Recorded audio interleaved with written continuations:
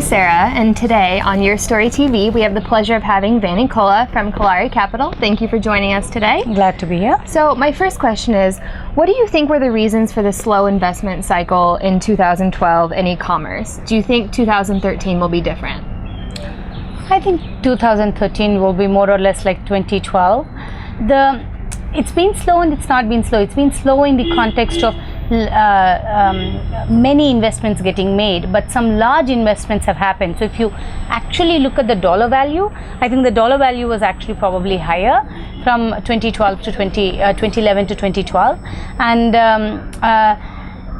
it's about return cycle. So while a lot of investment has gone into e-commerce, not a lot has come back. So I think people are consolidating their investments, sort of hunkering down to focus on the current winners and give them all the support needed for them to succeed. And I think we need those companies that have sort of demonstrated scale to reach exit points, to free up capital and free up investor interest, to then again get back into the cycle. Definitely.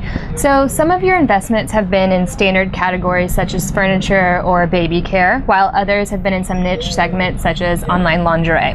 You see e-commerce an enabler for businesses, or is it all about differentiation that's important here? To me, at least, differentiation is what is important. I think there is innovation on how companies can sell many kinds of products and services, and I think today when all customers suffer from ADD, they are all sort of bombarded by offers and choices and so on and so forth.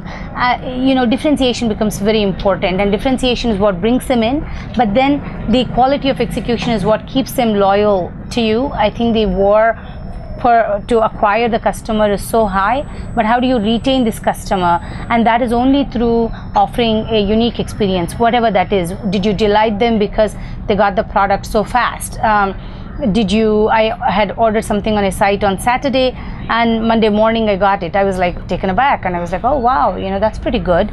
And or is the quality of the product something that is very different, or the discovery of something that I really want and can't find, but I happen to find in the site, and they somehow have ability to find these hard to find products. So I think the differentiation, the more you can define the consumer experience and how you are going to be different about it, I think the more you have a chance to retain that customer. And after spending so much money, because customer acquisition costs in e-commerce are very, very high, after spending so much money in acquiring a customer, how do you retain them? That's what companies are not thinking enough about.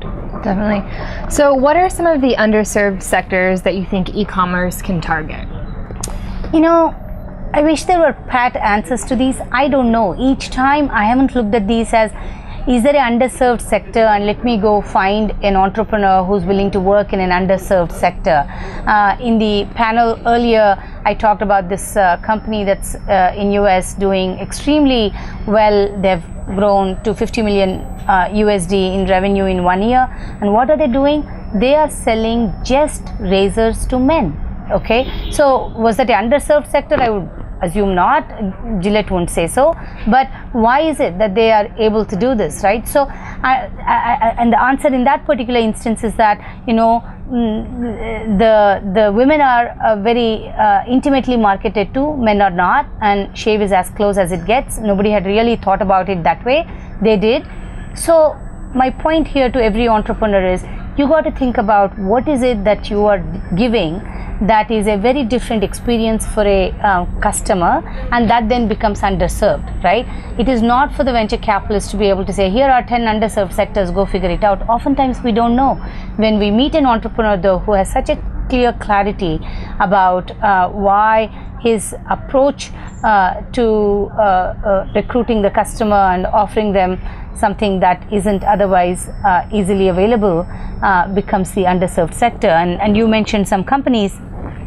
Lingerie is available, but we invested in a lingerie company because the entrepreneur's vision was the right fit for all women, and the idea being that maybe in the metro women have far greater access. But if you go beyond metro, that lingerie access to women is very, very limited, and changing what today they experience as a commodity purchase and changing that to something that is a very intimate purchasing experience, that was the underserved need.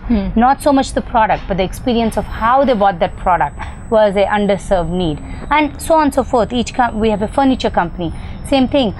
Really, they focused on the tail end, which is not just buying the furniture, but we'll come to your house, we'll set it up, so you don't have to worry about what was the screwdriver that was needed, or what was this particular nut that didn't come with the furniture, but I have to now go to the hardware store to buy. They said, it'll be hassle free.